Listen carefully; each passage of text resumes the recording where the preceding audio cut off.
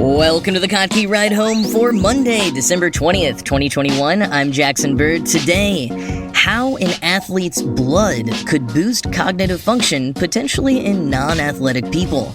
Plus, the origin and meanings of the song The 12 Days of Christmas, and Christmas in July takes on a whole new meaning with cruises designed specifically for professional Santas. Here are some of the cool things from the news today.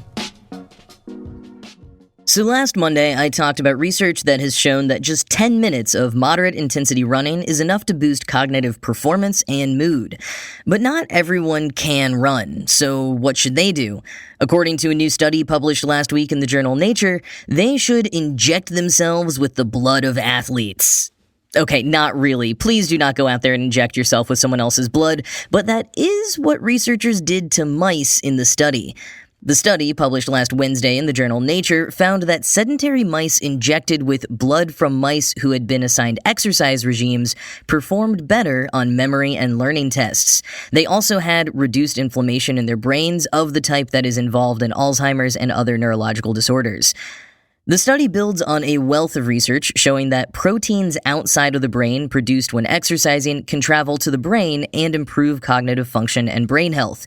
It also builds on prior research from study lead Tony Wascure of Stanford indicating that the blood of young mice can reverse age-related reductions in cognitive function in older mice. But this newest study in particular focused on a protein called clusterin, which is produced in the liver and heart muscle cells. So for the study, one group of mice were allowed access to their exercise wheels, and others locked out of them. They could still move around, but they couldn't get a long cardio workout in.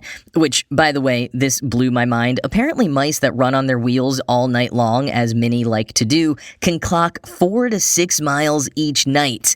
That is so much for such tiny creatures. I am very impressed. But anyways, after 4 weeks, researchers took some of the non-exercising mice and injected them with blood plasma from the mice who did exercise. And the ones who got the plasma outperformed the sedentary ones who didn't get it.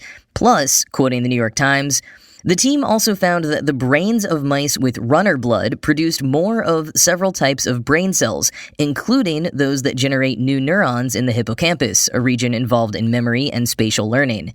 A genetic analysis showed that about 1,950 genes had changed in response to the infusion of runner blood, becoming either more or less activated. Most of the 250 genes with the greatest activation changes were involved in inflammation, and their changes suggested that brain inflammation was reduced. The team tested whether removing any of the 4 most significant proteins in the runner blood would matter, and found that if clusterin was removed, anti-inflammatory effects disappeared. And when mice engineered to have a type of brain inflammation or a version of Alzheimer's were injected with clusterin, it lessened their brain inflammation. End quote. Now, we have a long way to go before we can see if anything similar to this would work for humans, but the study did look into the connection between clusterin and exercise in humans by studying 20 military veterans with a pre-dementia condition who were put on a 6-month exercise program. At the end of the program, the participants did indeed have high levels of clusterin in their blood, and they did also perform better on memory and story recall tests.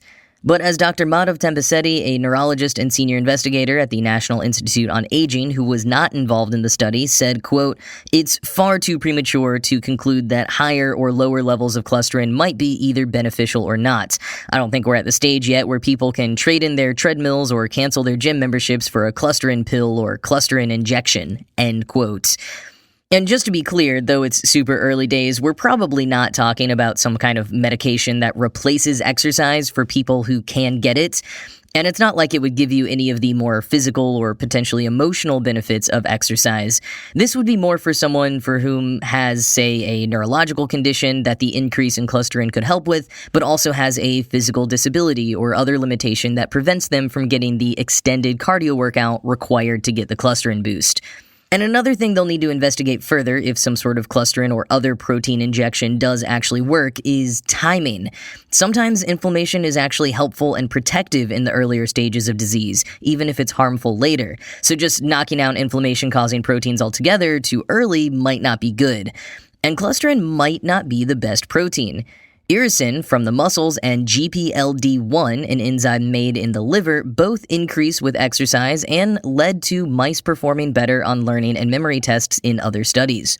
So there's a ton of questions still, but Dr. Tempisetti agrees that the most interesting part of the study is, quote, the demonstration that there are transferable factors in the blood that seem to convey beneficial effects on the brain that improve learning and memory, end quote.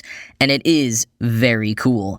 One more clarification, you wouldn't be like sucking an athlete's blood vampire style. They probably wouldn't even use blood transfusions because there's so much more that exists in the blood. The optimal method would be some kind of pill or injection that focuses specifically on the winning protein.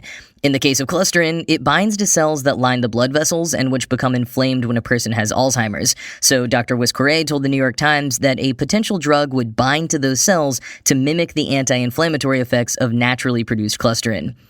Given how many unknowns there still are, my biggest takeaway from this study is still the fact that mice are clocking more miles a day than I am on my runs. 4 to 6 miles? I mean, that must take them forever.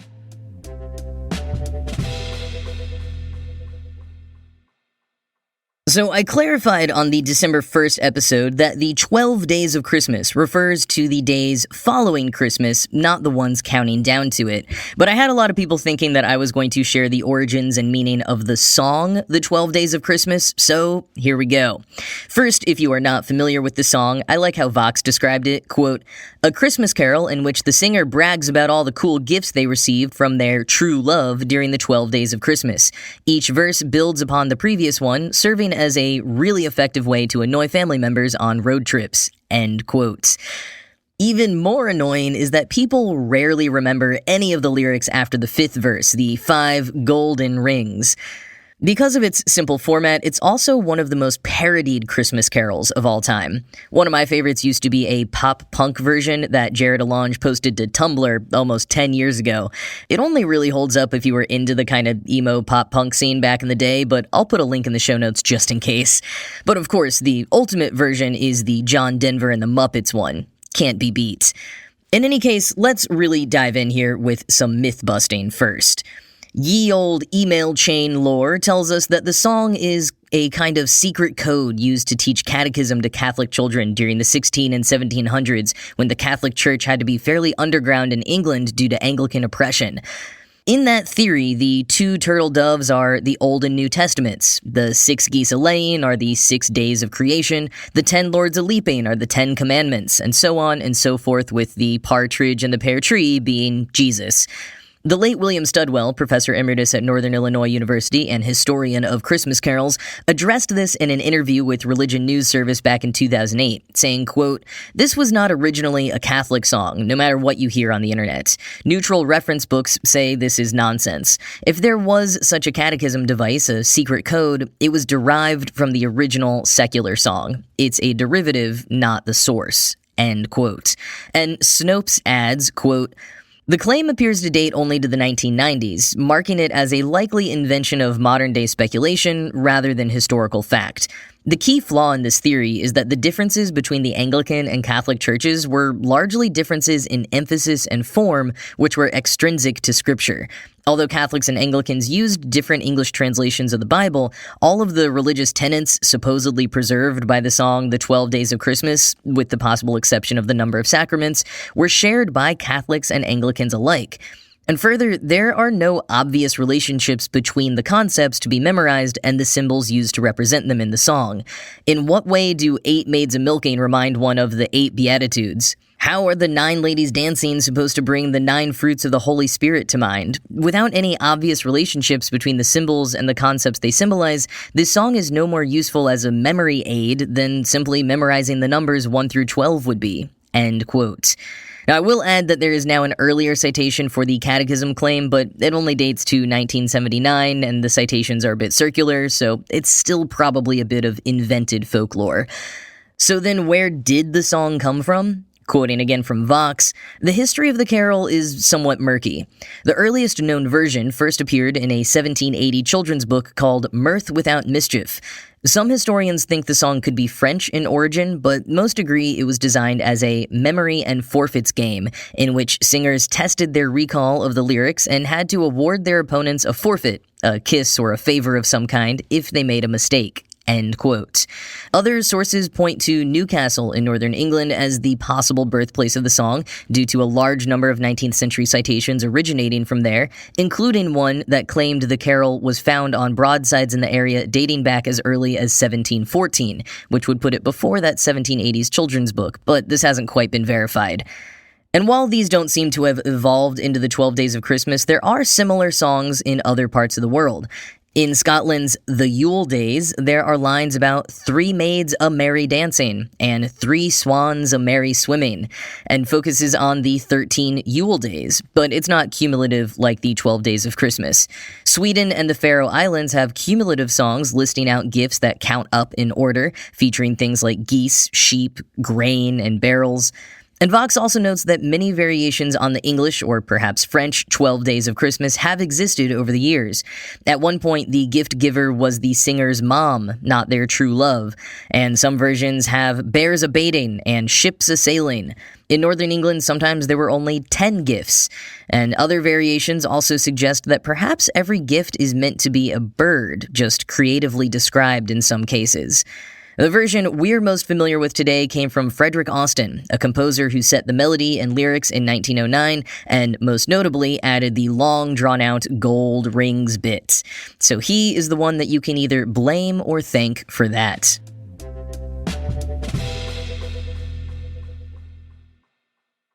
We're headed into the busiest work week of the year for a certain Mr. S. Claus. In a few days, he and his reindeer will be circumventing the globe with stop-offs at almost every child's house along the way. But even Santa needs a vacation. And over the summer, in the off-season, every year there is a Santa cruise that takes a whole boatload of Santas and Mrs. Claus's surrogates, the folks who help out the boss by appearing at malls and events when he can't make it, on a 7-day journey. Sometimes they go to Alaska and stop at North Pole-themed haunts. Before it was canceled, their 2020 cruise was set to take them to the Mediterranean, including a day trip to Bari to see the Basilica of St. Nicholas. The cruise is organized by Tim Conahan, one of the founders of School for Santas, which trains professional Santas, and someone who has been playing Santa since 1969. He says that he heard about other industries like, doctors and real estate agents having conferences on cruise ships, so he told the New York Times, "Why not Santas?" Quoting the Times, "Aboard the ship, Santa Tim organizes lectures and workshops covering logistical topics like the proper cradling of a baby, correct hand placement for the preemption of lawsuits, and beard bleaching, as well as more philosophical topics such as how to be true to the teachings of the historic St. Nicholas. For the cruise-goers, Santa is a way of life. Santa Marcel painted his fishing boat in bright red and green and named it Santa's Sleigh. Mrs. Claus Debbie and Santa John renewed their vows for their 45th anniversary in North Pole, Alaska, dressed in Santa-themed outfits." End quote. And this, it turns out, isn't even the only Santa cruise. C. Brian Smith over at Mel Magazine actually joined in on a Santa cruise a few Januaries ago, traveling to Ensenada, Mexico with a few dozen Santas for the 23rd annual reunion of the Fraternal Order of Real Bearded Santas, a national organization with local chapters all over the U.S., which also happens to be a bit of a rival of Conahan's group. Conahan was there in the early days helping found the Fraternal Order of Real Bearded Santas, but left after some infighting caused in part by his increasing dealings with Hollywood opportunities, and that is just the tip of the iceberg for some of the drama in the group that got deep enough it was even covered on This American Life back in 2008. Link in the show notes if you want to learn more, but a warning that it could spoil your image of all of these Santa Claus surrogates. For now, I will just leave you with this image from one of the cruises that, to me, truly says Christmas in July. Quoting Mel, "After dinner, the party continues when I bump into Santa Glenn Bailey, who is lugging a big blue bag over his shoulder and walking into the Illusion Dance Club mid-ship. It's always been a dream of mine to have an all-Santa ukulele band," he explains, opening his bag to reveal a dozen or so miniature guitars. Soon, the club is filled with a bunch of Santas who are surprisingly adept at playing the ukulele. End quote.